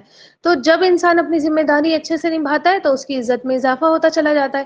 اگر نہیں نبھاتا تو وہی چیز اس کے لیے کیا بن جاتی ہے؟ پھر ذلت کا اور رسوائی کا سبب بن جاتی ہے. ٹھیک ہے. بس فضیلت کی جو وجہ تھی وہ کیا تھی؟ اللہ تعالیٰ نے ان کو کیا دیا تھا؟ ہدایت کا نور دیا تھا. نہیں تم جو ہے میری عبادت خود بھی کرو اور تم دوسروں کو بھی کیا کرو؟ اس چیز کی رہنمائی کرو کہ وہ بھی صرف اور صرف اللہ تعالیٰ کی عبادت کریں. جب انہوں نے یہ کام اپنے تک سمیٹا، ٹھیک ہے، کیا کیا انہوں نے؟ وہ کام اپنے تک سمیٹا، اس میں نئی نئی چیزیں بھی نکالی ہے نا. صرف اللہ کی عبادت نہیں بلکہ انہوں نے اوروں کی بھی عبادت کرنا شروع کر دی اور دین کو کیا کرنے لگے؟ پھیرنے لگے، بدلنے لگے. تو اللہ تعالیٰ نے یہ فضیلت ان سے چھینی، ٹھیک ہے، ان کو ڈیموٹ کیا اور امت مسلمہ کو عطا کی. اور آج بھی اللہ تعالیٰ کا یہ کام جاری ہے. آپ یہ مت سوچئے کہ اب جو ہے وہ کوئی امت نہیں آئے گی، کوئی دوسرا دین اب نہیں اللہ تعالیٰ بھیجے گا، اب تو یہ ہمیں ہی مل رکھی ہے فضیلت، اب کسی کو نہیں ملے گی. اللہ تعالیٰ کا یہ کام آج بھی جاری ہے. اللہ تعالیٰ چھٹائی کرتا رہتا ہے، اللہ تعالیٰ صفائی کرتا رہتا ہے. آئے دن آپ کیسز سنتے ہوں گے کہ یہ مرتد ہو گئے، انہوں نے دین چھوڑ دیا، یہ دین سے پھر گئے، ہے نا، یہ مسلمان تھے ہندو ہو گئے، انہوں نے ہندو سے شادی کر لی، ہندو بن گئی. کتنی ساری لڑکیوں کے اور کتنے سارے لوگوں کے آپ کو ایگزامپلس دکھیں گے کہ یہ جو لوگ جو ہے چلے گئے. اور کتنے سارے لوگ آپ کو ملیں گے کہ ڈبل ریشو آپ کو ملے گا کہ بہت سارے لوگ مسلمان ہو گئے، ہے نا. یہاں یہ کام بھی چل رہا ہے ساتھ ساتھ کہ ایک کچھ کو اللہ تعالیٰ کیا ہے؟ کرسی پہ سے ہٹا رہا ہے اور کچھ لوگوں کو کرسی دے رہا ہے، کچھ لوگوں کو کرسی سے ہٹا رہا ہے، کچھ لوگوں کو کرسی دے رہا ہے. ٹھیک ہے. تو یہ جو کرسی ہمیں ملی ہے اس کا پاس رکھیے اور اس نعمت کو بہت بڑی نعمت سمجھیے کہ اللہ تعالیٰ نے ہمیں مسلمان بنایا ہے. کوئی بھی ایسا کام مت کریے کہ جس سے کیا ہو یہ کرسی ہم سے چھین لی جائے، ٹھیک ہے، اور ہماری کرسی پہ کوئی اور آ کر بیٹھ جائے. آگے بات سمجھ میں؟ تو یہ کام اللہ تعالیٰ کا آج بھی جاری ہے اور ساری ہے، اور اللہ تعالیٰ جو ہے یہ کام قیامت تک کرتے رہیں گے. پوری قوم بھی اللہ تعالیٰ پلٹ دیتا ہے. ٹھیک ہے. دیکھیں آپ نے زلزلے آتے ہیں، دیکھیں آپ نے کورونا آتا ہے، ٹھیک ہے، پوری کی پوری بستیاں ختم ہو جاتی ہیں، سیلاب آتے ہیں اور پھر کوئی اور بستی وہاں پر آتی ہے جو کیا ہے؟ اللہ تعالیٰ کے دین کا کام اچھے سے کرتی ہے. پھر آپ دیکھیں کہ اللہ تعالیٰ نے امت مسلمہ کو منصب جو دیا ہے نا، جو سورہ آل عمران میں آیت نمبر 110 میں آتا ہے، 110 میں، کہ وہاں پر اللہ تعالیٰ نے امت مسلمہ کو کیا منصب دیا؟ یہ کہ خالی اسلام کو اپنے پاس رکھیں، گھر گھر میں دین پریکٹس کریں، بس نماز روزوں کی حد تک دین کو رکھیں، ہے نا، بہت سے بہت قرآن پڑھ لیں، یا بہت سے بہت جو ہے وہ کچھ لوگ تم میں سے کیا بن جائے؟ عالم بن جائے. بس نہیں، بلکہ اللہ تعالیٰ ہر ایک سے خطاب کر کے وہاں پر فرماتا ہے کنتم خیر امت، تم کیا ہو؟ بہترین امت ہو. اور کیوں بہترین ہو؟ کیا ڈیوٹی ہے تمہاری؟ اخرجت للناس، لوگوں کے لیے، تمام انسانیت کے لیے کیا ہے؟ نکالی گئی ہو. ٹھیک ہے. صرف اپنے گھر کے لیے نہیں نکالی گئی ہو کہ گھر گھر میں دین ہو، ہے نا، وہ بھی آدھا ادھورا ہو، اپنی مرضی کا ہو، ٹھیک ہے، بلکہ تم کیا ہو؟ تمام کے تمام لوگوں کے لیے نکالی گئی ہو، سب کے سب لوگوں کے لیے نکالی گئی ہو، لوگوں کی رہنما ہو، ہے نا، لوگوں کی کیا ہو؟ لیڈر ہو، لوگوں کو لیڈ کرتی ہو. یہ تھوڑی کہ جو ہے وہ دوسروں کو ہی اپنا لیڈر مان کے ان کے ہی پیچھے چل پڑے ہیں، ہے نا. کوئی مودی جی کو لیڈر مان رہا ہے، کوئی ان کی باتوں پر چل رہا ہے نا، کوئی کسی کو لیڈر مان رہا ہے، کوئی کسی کو نہیں، بلکہ تم کیا ہو؟ تم خود ہی کیا ہو؟ لیڈر ہو، تم لوگوں کے رہنما ہو، تمہیں اس لیے نکالا گیا. پھر آپ دیکھیں نبی کریم صلی اللہ علیہ وسلم کا فرمان ہے، نبی کریم صلی اللہ علیہ وسلم نے فرمایا کہ قیامت کے دن روز قیامت تم لوگ کامل 70 امتوں کی شکل میں ہوں گے اور آخری امت تم ہو اور اللہ کے نزدیک سب سے زیادہ باعزت امت ہو. ٹھیک ہے، تو یہ بھی اس چیز کا توڑ ہے کہ بنی اسرائیل جو یہ کہتے ہیں کہ اللہ تعالیٰ نے ہمیں فضیلت دی ہے تمام امتوں پر، تو جیسے کہ تمہارے قرآن میں ہی لکھا ہے، تو یہ بھی اس چیز کا توڑ ہے کہ نبی کریم صلی اللہ علیہ وسلم کی حدیث کہ آپ جو ہے وہ سب سے آخری امت ہو، اللہ کے نزدیک سب سے باعزت ہوگی. ٹھیک ہے، لیکن وہی لوگ باعزت ہوں گے جنہوں نے امت ہونے کا فرض نبھایا. آیت نمبر 110 پڑھ کر دیکھیے گا، آج اسٹڈی کر کے دیکھیں آل عمران کی آیت نمبر 110 اور دیکھیے گا وہاں پر اللہ تعالیٰ نے ہماری کیا ڈیوٹی رکھی ہے. اور ڈیوٹی تو دور، اس ڈیوٹی کو سیکھنا بھی کیا ہے ہمارے بس کی بات آج رہی نہیں ہے. 1 گھنٹہ بھی نکالنا، تھوڑے سے نوٹس بنانا ہے نا، یہ بھی ہمارے اوپر کیا ہو جاتا ہے بھاری. آج میں نے آپ کا ٹیسٹ لیا تھا اور ٹیسٹ میں جب میں نے ڈسکرپٹیو دیکھے تو مجھے بہت زیادہ افسوس ہوا کہ کسی ایک نے بھی وہ سارے آنسر نہیں کرے ہے نا، ٹھیک سے نہیں کرے، یعنی کہ آپ لوگوں نے اچھے سے نوٹس ہی نہیں بنائے تھے. ٹھیک ہے، تو یہ سیکھنا. اب دیکھیں کہ ہم کہاں دین کنوے کریں جب ہم سے بیسک ہی نہیں آتا ہے نا. ہمیں بیسک ہی معلومات نہیں ہے، ہم بیسک ہم سے کوئی پوچھ لے عبادت کسے کہتے ہیں اور دن رات ہم عبادت میں لگے ہوئے ہیں، ہمیں یہ نہیں پتا عبادت کسے کہتے ہیں، عبادت کی کیا ڈیفینیشن ہوتی ہے. ہم سے کوئی پوچھ لے ایمان کا مطلب کیا ہوتا ہے، ہمیں یہی نہیں پتا ایمان کا کیا مطلب ہوتا ہے. ہم سے کوئی پوچھ تو لے ابھی ہے نا کہ ایمان کسے کہتے ہیں، ہمیں نہیں پتا. ٹھیک ہے، آخرت کے دن پہ ایمان کسے کہتے ہیں، ہمیں نہیں پتا. ٹھیک، کچھ ہمیں نہیں پتا ہے نا، اور ہم کہتے ہیں کہ ہم عبادت کر رہے ہیں. تو ہمیں کچھ نہیں پتا، ہم کسی کو کچھ نہیں بتا سکتے، تو ہم وہ کام کریں گے کیسے؟ تأمرون بالمعروف وتنہون عن المنکر، تم نیکیوں کا حکم دینے والے ہو اور تم برائیوں سے روکنے والے ہو. ہمیں خود ہی نہیں پتا نیکی کا حکم دے نیکیاں ہے کیا اور کس طرح ان کا حکم دیا جائے گا، اور برائیاں ہے کیا کس طرح ان کو روکا جائے گا، کس لیول پر جا کر روکا جائے گا، کہاں پر روکا جائے گا اور کہاں پر نہیں روکا جائے گا، کچھ نہیں پتا. اور جو ہے پھر ہم یہ کہتے ہیں اپنے آپ کو کہ ہم بڑی عبادت گزار ہیں اور ہم تو بڑے نیک ہیں اور ہم سے تو سب کچھ آتا ہے. ٹھیک ہے، تو ہمارے پاس اتنا ہی ٹائم نہیں ہے کہ ان چیزوں کو سیکھیں جو ہماری ڈیوٹیز اللہ تعالیٰ نے دی ہیں، ان کی ٹریننگ لیں ہے نا.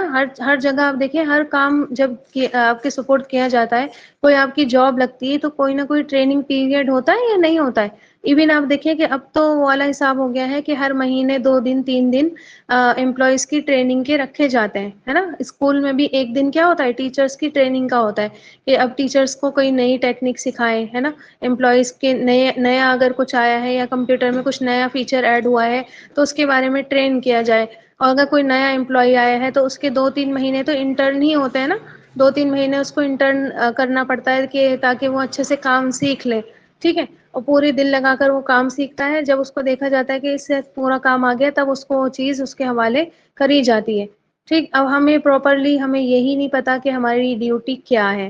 پھر ڈیوٹی پتہ ہو گئی ہے تو ہمیں یہ نہیں پتا کہ کیسے کرنی ہے، اس کے لیے ہمارے پاس ٹائم نہیں ہے نا. کس طرح آپ سمجھیے کہ ہم جو ہے یہ والی بات کہہ سکتے ہیں اللہ تعالیٰ سے کہ اللہ تعالیٰ ہم اپنی ڈیوٹی نبھا کر آئے ہیں اور ہم آپ کے نزدیک سب سے زیادہ باعزت ہیں. وہی ہوگا باعزت جس نے کیا کیا ہوگا، اللہ تعالیٰ کے یہاں اس امت ہونے کا فرض نبھایا ہوگا ہے نا. پھر آپ دیکھیں کہ اس آیت سے جو بات سمجھ میں آتی ہے وہ یہ کہ ساری کی ساری نعمتیں کہاں سے ہوتی ہیں، اللہ تعالیٰ کی طرف سے ہوتی ہیں. اور فضل بھی اللہ تعالیٰ کا ہی ہوتا ہے. ٹھیک ہے، اور سب سے بڑھ کر فضل کیا ہے اللہ تعالیٰ کا، ہدایت اور ہدایت کے ذریعوں کا مل جانا، ہدایت کے سورسز کا مل جانا بھی کیا ہے اللہ تعالیٰ کا فضل ہے اور اللہ تعالیٰ کی رحمت ہے. ٹھیک ہے، جیسے کہ سورہ یونس میں آتا ہے قل بفضل اللہ وبرحمتہ وہو خیر مما یجمعون. اللہ تعالیٰ قرآن کے بارے میں فرماتے ہیں کہ کہہ دیجئے کہ اللہ تعالیٰ کے ہی فضل سے اور اس کی رحمت کے ساتھ وہ تمام چیزوں سے بہتر ہے، وہ یعنی کہ قرآن تمام چیزوں سے بہتر ہے جو کچھ تم کیا کر رہے ہو، جمع کر رہے ہو. ٹھیک ہے، یعنی کہ جتنی بھی چیزیں ہمارے پاس بہترین ہو سکتی ہیں، ہمارا ٹائم، ہماری اسکلس، ہمارے پاس ہمارا گھر، ہمارا بار، ہماری ایجوکیشن، ہر چیز سے بہترین چیز کیا ہے، قرآن ہے نا. قرآن کا علم، ہدایت کا سورس، یہ ساری چیزیں کیا ہے، ہر چیز سے بہتر ہے. پھر آپ دیکھیں کہ کتاب کا وارث بنایا جانا بھی کیا ہے، اللہ تعالیٰ کا بہت بڑا فضل ہے. جیسے کہ سورہ فاتر میں آتا ہے آیت نمبر 32 میں اللہ تعالیٰ فرماتے ہیں ثم اورثنا الکتاب الذین اصطفینا من عبادنا ذلک هو الفضل الکبیر. اللہ تعالیٰ فرماتے ہیں کہ پھر ہم نے کتاب کا وارث کس کو بنایا؟ ان لوگوں کو بنایا جن کو ہم نے اپنے بندوں میں سے چنا.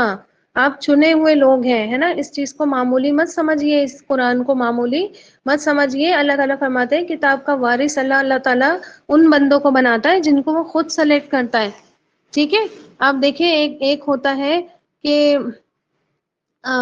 کسی پرنسپل نے ٹیچر کو کہا کہ جاؤ ایک جو ہے وہ کہیں پر کوئز ہونا ہے یا کہیں پر کوئی کمپٹیشن ہونا ہے، جاؤ بچوں کو چن لو. ٹھیک ہے. تو ٹیچر آتی ہے رینڈملی جس کو وہ چاہتی ہے سلیکٹ کر لیتی ہے، ٹھیک ہے، کلاس میں سے. لیکن ایک ہوتا ہے پرنسپل خود اٹھ کر آتا ہے اور خود اٹھ کر جو ہے وہ کلاس میں سے 5 بچوں کو چنتا ہے. تو آپ سوچیں کہ اس پرنسپل کی نظر میں ان 5 بچوں کی کیا ویلیو رہی ہوگی جو اس ٹیچر نے ان کو دوسرے اسکول کمپٹیشن کے لیے بھیجنے کے لیے سلیکٹ کیا. ٹھیک ہے. سورہ فاتر آیت نمبر 32. آج میں آیتیں لے کر بیٹھی ہوں اس کے ساتھ ریفرنس کے ساتھ. کل ہما نے ٹوک دیا تھا. ٹھیک ہے. سورہ فاتر کی آیت نمبر 32 ہے. تو اللہ تعالیٰ فرماتے ہیں کہ ہم نے ان بندوں کو وہ کتاب کا وارث بنایا ہے جن کو ہم نے خود چنا ہے. ٹھیک ہے. اللہ تعالیٰ نے کسی اور سے نہیں چنوایا ہم لوگوں کو، خود اللہ تعالیٰ نے ہمیں اس کام کے لیے چنا ہے. اور ہم بتائیے ہمیں چنے ہوئے لوگ ہونے کے باوجود ہمارا کیا حال ہے اس کتاب کے ساتھ.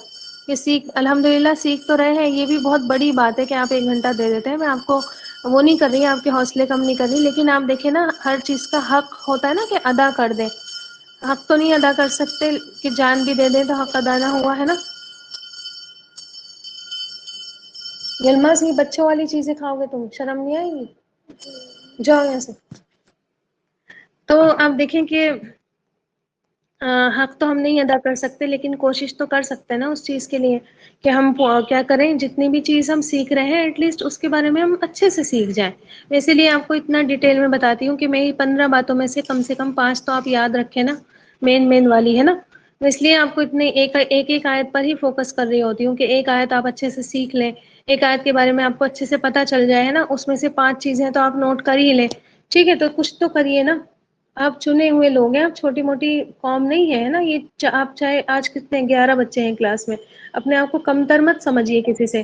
ٹھیک ہے. اور نہ ہی کمتر والے کام کریے. ٹھیک. پھر اللہ تعالیٰ اسی آیت میں فرماتے ہیں ذالک هو الفضل الکبیر. چھوٹا موٹا فضل نہیں ہے، یہ کبیر ہے، بہت بڑا. کبیر میں مبالغہ ہوتا ہے، جیسے رحیم میں اللہ تعالیٰ کے مبالغہ ہے، یہ کبیر بھی اسی طریقے کا ورڈ ہے. بہت انتہا درجے کا فضل ہے یہ اللہ تعالیٰ کا. ٹھیک ہے. چھوٹا موٹا فضل نہیں ہے کہ اللہ تعالیٰ کسی کو کتاب کا وارث بنا دے، کسی کو اس کام کے لیے چن لے. تو بہت بڑا اللہ تعالیٰ کا آپ پر فضل ہے، اور جس فضل کا کوئی کمپیریزن کہیں پر بھی آپ کو نہیں ملے گا. ٹھیک ہے. تو ہم اللہ تعالیٰ ہمیں ان بندوں میں شامل کر لے. اللہ تعالیٰ ان بندوں اپنے چنے ہونے کا ہمیں حق ادا کرنے والا بنا دے کہ ہم خالی بیٹھ کر باتیں کر لیتے ہیں کہ ہم تو یہ ہیں، ہم تو یہ ہیں، ہم تو یہ کلاس لے رہے ہیں، ہم تو وہ کلاس لے رہے ہیں، اور ہم سے کچھ پوچھا جائے تو ہمیں کچھ نہیں آتا. اللہ تعالیٰ ایسا تو نہیں بنائے ہمیں، ہے نا. تو ہمیں جو ہے اس چیز کا حق ادا کرنے والا بنا دے کہ اللہ تعالیٰ تو نے ہمیں چنا ہے. تو ہم جو ہے وہ جس دن تیرے سامنے کھڑے ہوں تو اللہ تعالیٰ ہماری عزت کرے، ہے نا. اس بات پر کہ تم نے کیا کیا، تم نے میری امت ہونے کا فرض نبھایا، تم نے ایک مسلمان ہونے کا فرض نبھایا. تو ہمیں پھر کیا کرنا ہے کہ اللہ تعالیٰ کی اپنی ذمہ داری بھی نبھانی ہے، دعا بھی اللہ تعالیٰ سے مانگنی ہے. ٹھیک ہے. مسنون دعا آتی ہے نا، اللہم انی اسألک من فضلک. اے اللہ تعالیٰ میں تجھ سے سوال کرتی ہوں تیرے فضل کا، ورحمتک، اور تیری رحمتوں کا. انہ لا یملکها الا انت. کیونکہ اس کا مالک یعنی کہ تیرے فضل کا، تیری رحمت کا مالک تیرے سوا کوئی بھی نہیں ہے. یہ دعا میں آپ کو جو ہے گروپ میں سینڈ کر دوں گی. ٹھیک ہے. اللہم انی، دعا کر لیجئے ساتھ میں میرے. اللہم انی پڑھیے، آج تو ویسے بھی فرائیڈے کا دن ہے اور اللہ تعالیٰ دعا قبول کرتا ہے اس دن. پڑھیے میرے ساتھ، اللہم انی اسألک من فضلک ورحمتک انہ لا یملکها الا انت. ٹھیک ہے. امید ہے سب نے پڑھ لی ہوگی. ٹھیک ہے. اصل پرابلم ہماری کیا ہوتی ہے کہ ہم خود اللہ کے بندوں کو کچھ نہیں دینا چاہتے، ان سے بچتے پھرتے ہیں، ہے نا. اسی وجہ سے دوسروں کے بارے میں یہی ایکسپیکٹیشنز آ جاتی ہیں کہ یہ بھی ہم کو کیا ہی دیں گے. ٹھیک ہے. اور اسی چکر میں اللہ تعالیٰ کے بارے میں بھی سیم امید ہم لگا لیتے ہیں. ٹھیک ہے. جیسے ہم بندوں کے بارے میں ایکسپیکٹ کر لیتے ہیں کہ ہمیں کیا دیں گے، تو اسی طرح ہم اللہ تعالیٰ کے بارے میں ایکسپیکٹ کر لیتے ہیں کہ اللہ بھی ہمیں کیا ہی دے گا. ٹھیک ہے، اسی لیے ہماری دعاؤں میں کیا ہوتا ہے، یقین نہیں ہوتا. ہماری دعائیں امیدوں سے خالی ہوتی ہیں، ہماری دعائیں ایمان سے خالی ہوتی ہیں. ہم سمجھتے ہیں کہ ہم تو کچھ ڈیزرو ہی نہیں کرتے، یہی سمجھتے ہیں نا ہم لوگ، ہے نا، تبھی تو اللہ تعالیٰ سے دعا نہیں کرتے نا ہم، ہے نا. ہم سمجھتے ہیں کہ اللہ تعالیٰ ہم تو کچھ ڈیزرو ہی نہیں کرتے، ہم مانگتے ہی نہیں ہیں اس وجہ سے. ٹھیک ہے، حالانکہ ایسا کچھ بھی نہیں ہے. اللہ تعالیٰ کا فضل تو بہت بڑا ہے، بہت وسیع ہے. اس کے فضل کا جو ہے کوئی کنارہ نہیں ہے. سمندر بھی اتنے بڑے بڑے ہوتے ہیں، اور لیکن سمندروں کے بھی کنارے ہوتے ہیں، لیکن اللہ کا فضل اتنا بڑا ہے کہ اس کا کوئی کنارہ نہیں ہے. وَإِن مِّن شَيْءٍ إِلَّا عِندَهَا خَزَائِنُهَا عندنا. اللہ تعالیٰ فرماتے ہیں کہ کوئی بھی چیز ایسی نہیں ہے جس کے خزانے ہمارے پاس نہیں ہوں. اللہ تعالیٰ کے پاس ایک ایک دو دو چیزیں نہیں ہیں. ٹھیک ہے، اللہ تعالیٰ کے پاس ہر چیز کا خزانہ ہے. ٹھیک ہے، آپ اس سے علم مانگے، علم کا خزانہ اس کے پاس ہے. آپ اس سے عمل کی توفیق مانگے، توفیقوں کے خزانے اس کے پاس ہیں. آپ اس سے نعمت ہدایت مانگے، ہدایت کے خزانے اس کے پاس ہیں. آپ اس سے جو ہے وہ ذہن مانگے کہ اللہ تعالیٰ میرے ذہن کو اس قابل کر لے کہ میں چیزیں یاد رکھوں، میں حافظہ میرا اچھا کر دے. اللہ تعالیٰ کے پاس جو ہے وہ اس کا بھی خزانہ ہے، ہر چیز کا خزانہ ہے. جو چیز آپ اس سے مانگے اس کے پاس اس کے فضل کے، اس کی رحمتوں کے بھی خزانے ہیں. آپ کی دعا میں بس کیا ہونا چاہیے، یقین ہونا چاہیے. آپ ایمان میں جو ہے وہ مضبوطی ہونی چاہیے، ہے نا. اللہ تعالیٰ کے خزانوں میں کوئی کمی نہیں آتی، ہے نا. نہ ہی وہ کیا ہے، بخیل ہے. جیسے یہود کہتے تھے نا کہ ید اللہ مغلولہ، اللہ تعالیٰ کے ہاتھ تو بنے ہوئے ہیں، نعوذ باللہ. تو اللہ تعالیٰ نہیں ہے بخیل، ہے نا. پھر آپ دیکھیں کہ اس کے ہاتھ بھی نہیں بنے ہوئے، اس کے خزانوں کا کوئی اور مالک بھی نہیں ہے جس سے وہ پوچھ پوچھ کر آپ کو دے کہ میں اس کو دے دوں یا نہیں دے دوں، ہے نا. بہت سارے لوگ کیا ہوتے ہیں، ان کے ہاتھ بنے ہوتے ہیں، جیسے عورتیں ہوتی ہیں ان کے ہاتھ بنے ہوتے ہیں، وہ اپنے ہسبینڈ کے سے پوچھ کر ہی کچھ دے پاتی ہیں کسی کو. لیکن اللہ تعالیٰ تو کسی کا بھی محتاج نہیں ہے، نہ ہی کسی سے مشورے لیتا ہے. اللہ تعالیٰ آپ مانگے تو صحیح، اس سے پوری امید پوری دل کے ساتھ مانگے. یہاں نہیں دے گا، کہیں اور آپ کو کچھ نہ کچھ اور وہ دے دے گا. ٹھیک ہے، تو اسی لیے اللہ سے ہر طرح کے فضل کا سوال کرتے رہیں، چاہے علم کا، ہدایت کا، رزق کا، رحمت کا، اولاد کا. جو چیز آپ جو ہے وہ مانگیں گی ان شاء اللہ تعالیٰ آپ کو ملے گی. لیکن یقین آپ کی دعاؤں میں ہونا چاہیے. اللہم انی اسألک من فضلک ورحمتک انہ لا یملکها الا انت. اے اللہ تعالیٰ، ہم تمام جتنے بھی ہم کلاس میں ہیں، اللہ تعالیٰ ہم تمام تجھ سے تیرے فضل کا، تیری رحمت کا سوال کرتے ہیں، کیونکہ تیرے سوا ان کا کوئی بھی مالک نہیں ہے. صرف تو ہی عطا کر سکتا ہے، تو ہی عطا کرنے والا ہے. آمین یا رب العالمین. بس یہیں پر اینڈ کر دیتے ہیں. ان شاء اللہ تعالیٰ منڈے آپ کی کلاس ہوگی پھر سے. ٹھیک ہے، اتنے دن چھٹی رہے گی، اتنے دن آپ کچھ نہ کچھ کریے. ٹھیک ہے، چھٹی کو وہ جو ہے غنیمت سمجھا کریے. چھٹی کو بھی اللہ تعالیٰ کی نعمت سمجھا کریے کہ اللہ تعالیٰ نے ہمیں فری ہونے کا موقع دیا. تو اب جو ہمارے پیچھے سمجھ میں نہیں آیا یا کچھ دیکھنے سے رہ گیا ہے تو ہم اس کو کمپلیٹ. میں اس لیے کہتی ہوں نا آپ سے کہ آپ کلاس میں پین چلائیں گی نا، تو جو چیزیں آپ کو آپ کی رہ گئی ہیں، ٹھیک ہے، پین چلائیے اور جگہ چھوڑ دیا کریے. مطلب سمجھ لیجیے ایک لائن آپ نے لکھی اور وہ جگہ آپ نے چھوڑ دی، کسی آیت کا ریفرنس لکھا، وہ جگہ آپ نے چھوڑ دی. کوئی حدیث آپ نے لکھی، آدھی لکھی، وہ جگہ چھوڑ دی. ٹھیک ہے، اب آپ کیا کریں گی، جب وہ دوبارہ لیکچر لکھیں گی نا تو پھر وہ آپ کا پورا ہو جائے گا اسی جگہ کمپلیٹ. اور آپ کچھ بھی نہیں لکھیں گی، یقین مانیے وہ لیکچر سننا آپ پر بھاری ہو جائے گا. ٹھیک ہے، آپ سنیں گی ہی نہیں، آپ کہیں گی کچھ تو ہے نہیں. اب کچھ نہ کچھ آپ کے پاس ہوگا، آپ وہ فوراً سے لیکچر نکالیں گی اور جو رہ گیا تھا آپ کا جلدی نوٹ کر لیں گی. ٹھیک ہے، تو کچھ نہ کچھ کریے. چلیے پھر کافی ٹائم ہو گیا ہے. ان شاء اللہ تعالیٰ منڈے آپ سے ملاقات رہے گی، زندگی رہی تو. اور سب لوگ جو ہے دعاؤں میں یاد رکھیے. سبحان ربک رب العزت عما یصفون وسلام علی المرسلین والحمد للہ رب العالمین. سبحان اللہ وبحمدہ، سبحانک اللہم وبحمدک، نشہد ان لا الہ الا انت، نستغفرک ونتوب الیک. جزاکم اللہ خیر. السلام علیکم ورحمۃ اللہ وبرکاتہ.